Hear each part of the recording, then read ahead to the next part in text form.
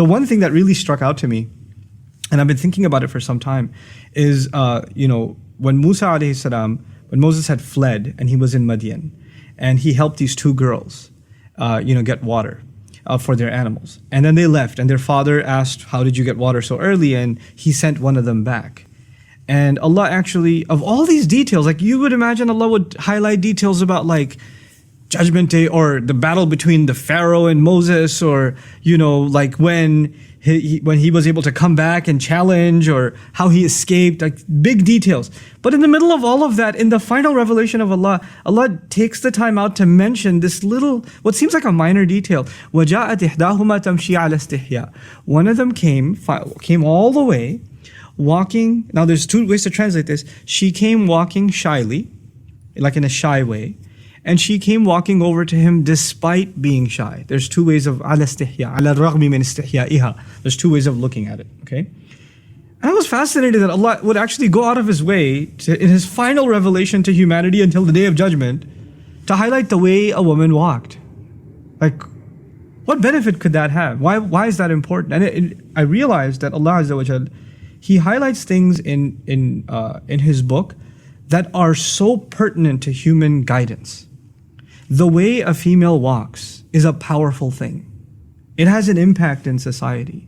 As a matter of fact, the female has a presence that has been talked about across cultures.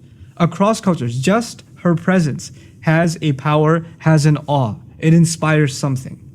At the very least, it catches the attention of the male, but there's more to it than that. There's actually a psychological, even a spiritual effect when there's the presence of a woman and when she's walking by. This is something societies were so aware of that in many cultures, the elite women of a society were actually kept hidden away.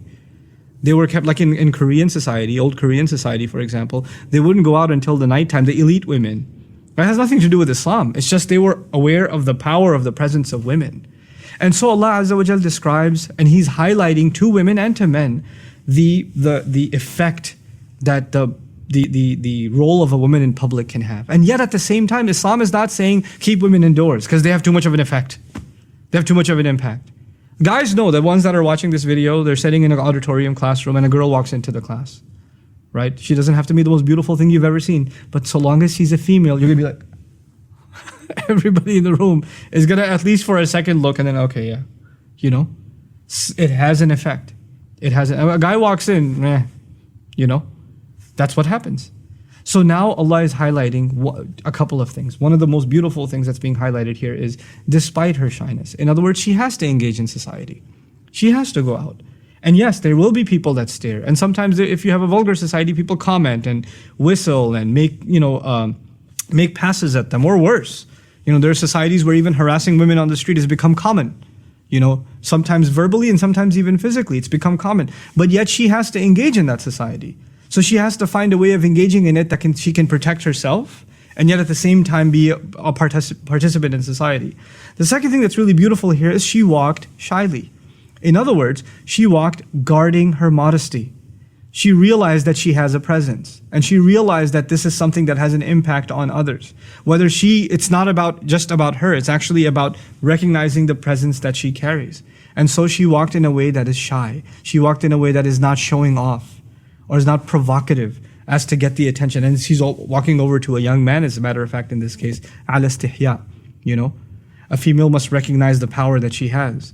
And so even the way in which a woman walks is highlighted in such a subtle, beautiful way, And it's not like this girl was shy. It's not. She walked over by herself to the strange man and said, Inna abi yad'uka liyajziyaka ajra ma saqayta lana. My dad's calling you, okay? He wants to pay you for the services you provided.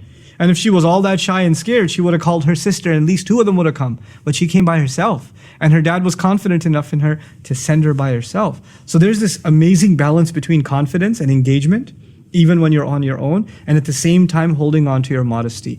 All of it captured in just the way that she walked. It's incredible.